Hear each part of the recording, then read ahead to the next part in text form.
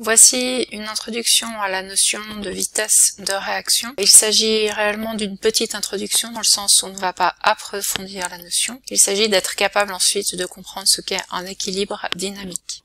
La vidéo présentée ici regroupe les petites vidéos qui sont utilisées dans le cadre d'un devoir pour une classe inversée. Donc des petites vidéos avec des questions pour vérifier la compréhension et stimuler la concentration. Selon les réactions chimiques que l'on peut observer, nous avons des vitesses de réaction qui peuvent être très variables. En effet, nous avons vu en première année des réactions qui sont généralement minérales et généralement rapides. En l'occurrence, comme ici, l'exemple d'une précipitation. Les réactions de précipitation sont quasi instantanées. Il suffit de mélanger les deux solutions pour qu'apparaisse le précipité. D'autres réactions peuvent être beaucoup plus lentes. C'est notamment pourquoi nous n'avons pas tellement utilisé des exemples de chimie organique, parce qu'il n'est pas très pratique dans le cadre d'un cours de mettre par exemple à chauffer des réactifs pendant 72 heures avant de pouvoir espérer obtenir un petit peu de produit. Un exemple plus concret d'une réaction très lente, c'est la formation du pétrole. Pour former du pétrole, eh bien, il faut patienter quelques millions d'années.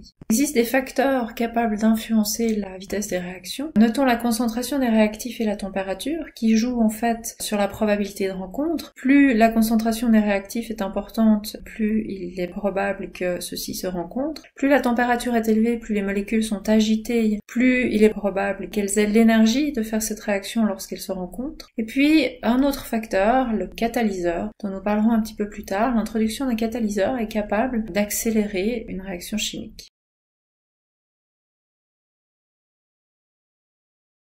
On exprime en chimie la vitesse comme une variation de concentration par rapport au temps écoulé pendant cette variation. Les unités utilisées sont donc des molaires par seconde. Dans une réaction, il peut y avoir plusieurs réactifs et de fait plusieurs produits. Ainsi donc, on pourra exprimer la vitesse de la réaction, représentant cette réaction, comme en fait la vitesse de disparition d'un réactif ou d'un autre. Je peux parler de la vitesse de disparition du réactif A ou de la vitesse de disparition du réactif B. Comme je peux également parler de la vitesse d'apparition du produit C ou de la vitesse d'apparition du produit D. Ces différentes vitesses sont reliées entre elles à travers les coefficients stoïchiométriques.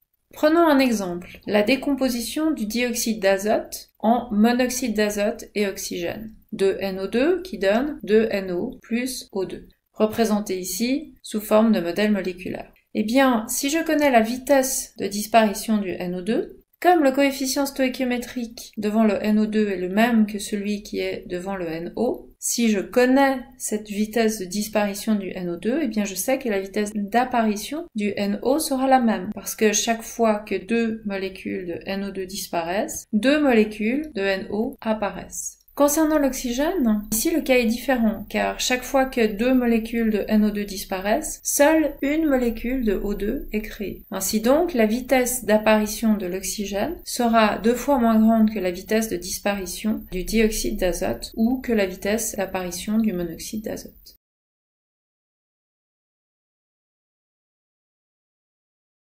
La vitesse d'une réaction chimique n'est pas forcément constante avec le temps. Il existe un exemple assez connu, l'élimination de l'alcool par le foie, où effectivement cette réaction se fait avec une vitesse constante. En l'occurrence, on élimine environ 0,1 g d'alcool par heure. Pourtant, peu de réactions se font avec une vitesse constante dans le temps. On observe plus souvent des réactions dont la vitesse dépend de la concentration des substances. Prenons l'exemple de nouveau de notre NO2 qui se transforme en NO et O2. Si on observe plusieurs moments, un moment A, un moment B, le même temps s'est écoulé entre A et B et entre B et C, et on observe que entre l'image A et l'image B, on a 4 molécules de NO2 qui se sont ici transformées en NO et O2, alors que entre B et C, nous n'avons que 2 molécules de NO2 qui se sont transformées en NO et O2. Cela signifie que la vitesse a diminué de moitié entre le premier laps de temps et le deuxième laps de temps. Il est possible de relever la concentration des réactifs et même des produits au fur et à mesure d'une réaction et de dresser un graphique de l'évolution de la concentration en fonction du temps. Ce graphique nous donne accès aux vitesses de réaction.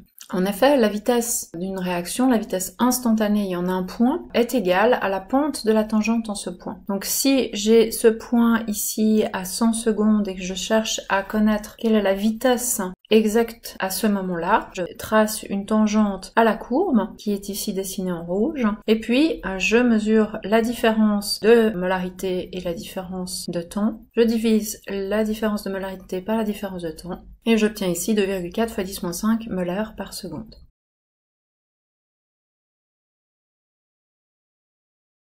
Voyons deux autres exemples de vitesse instantanée. Ici, on a mis en évidence la tangente à 250 secondes pour la création du O2. On voit ici que pour faire la pente de cette tangente, nous avons exactement une valeur de 4,3 fois 10 puissance moins 6 molaires par seconde. Et si nous faisons le calcul pour le point à 250 secondes du NO, nous voyons que la vitesse est bien double, ce qui correspond bien à la stoïchiométrie que nous avons ici. Il y a 2 fois plus de NO créé que de O2. Il est également possible, et parfois plus simple, notamment si on n'a pas le graphique, mais simplement les valeurs en différents temps, de calculer une vitesse moyenne. Une vitesse moyenne correspond en fait à tirer une droite entre deux points de la courbe. En l'occurrence, ici par exemple, on peut faire une vitesse moyenne entre ce point à 50 secondes et ce point à 150 secondes. Nous n'aurons pas la vitesse instantanée à 100 secondes, mais nous aurons la vitesse moyenne entre 50 et 150 secondes. Et là, si on observe les deux pentes, eh bien on aura quelque chose de très très proche.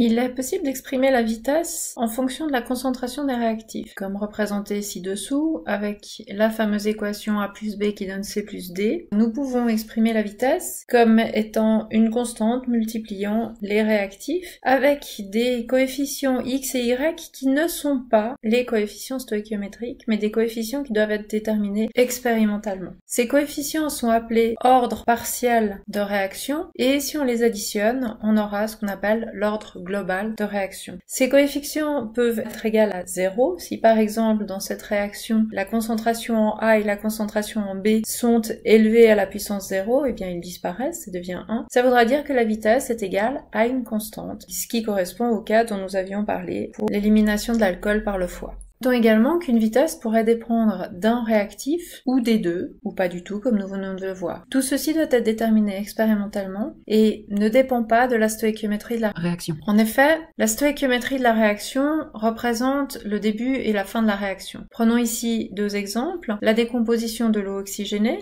en eau et en oxygène. On observe une loi de vitesse où la concentration en eau oxygénée est présente à la puissance 1.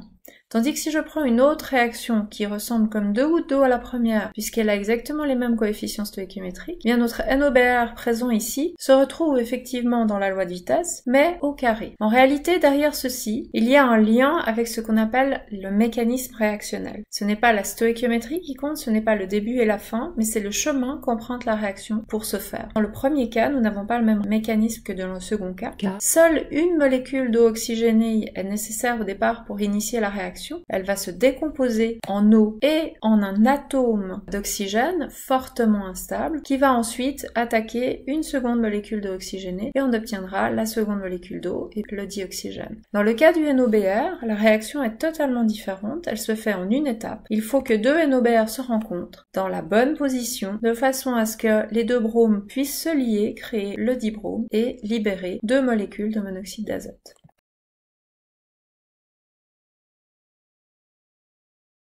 Nous avons vu au début de cette vidéo que 3 facteurs peuvent influencer la vitesse de réaction. En fait, il y en a 2, la concentration des réactifs et la température, qui influencent la probabilité de rencontre des réactifs. Dans le cas de la présence d'un catalyseur, c'est en modifiant le mécanisme réactionnel que celui-ci peut agir. En effet, en changeant le chemin de réaction, on change les énergies nécessaires. Même pour une réaction qui peut libérer de l'énergie, comme c'est le cas ici, où les réactifs ont plus d'énergie que les produits, donc il y aura libération d'énergie. Il faut toujours fournir au départ de l'énergie. Cette énergie qu'on doit fournir sert à ce que la collision puisse mener à une réaction. Et puis si cette collision demande plus ou moins d'énergie, ou si ce chemin peut être fait différemment, soit en abaissant simplement l'énergie, soit en changeant le mécanisme et en ayant par exemple ici 2 étapes au lieu d'une, on peut accélérer une réaction. Prenons un exemple concret, le dioxyde de soufre, substance toxique, qui est capable de réagir avec l'oxygène l'oxygène pour devenir du trioxyde de soufre. Cette réaction est très difficile parce que il faut en fait que le dioxyde de soufre rencontre l'oxygène avec suffisamment d'énergie pour arracher un oxygène à la molécule d'oxygène, ce qui est difficile. Après, la réaction se fait rapidement parce qu'un atome d'oxygène c'est très instable, donc fatalement il va réagir très vite avec le second SO2 pour pouvoir former le SO3. Le problème, c'est cette première réaction qui est très lente. On peut utiliser un catalyseur, en l'occurrence simplement une surface de platine. Cette surface de platine va en quelque sorte absorber l'oxygène et placer les oxygènes sous forme atomique sur sa couche. Et ainsi, chaque fois qu'un SO2 va rentrer en contact avec la surface du platine, une réaction aura lieu. Elle se fera donc beaucoup plus facilement et donc beaucoup plus rapidement. Un catalyseur sert donc à accélérer une réaction en changeant le mécanisme réactionnel.